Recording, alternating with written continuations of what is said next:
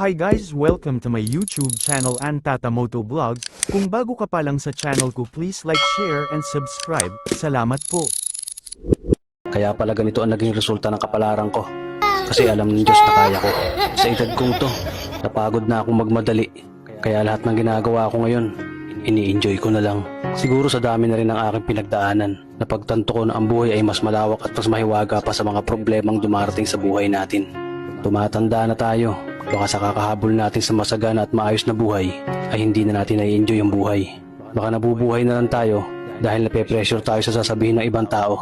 Marami na rin akong mga naging maling desisyon sa buhay, pero lahat yun nagsilbing aral sa akin at natuto ako sa mga pagkakamali ko. May mga taong sobra nating mamahalin at bibigyan ng halaga, pero ibabalik lang sa atin ay kabiguan at matinding trauma. Kaya wag nating lilingunin ng mga taong tulad nila dahil mas payapa kapag hindi ka na interesadong malaman pa kung ano pang balita sa kanila. At wag mong idepende ang sarili mo sa kahit kanino.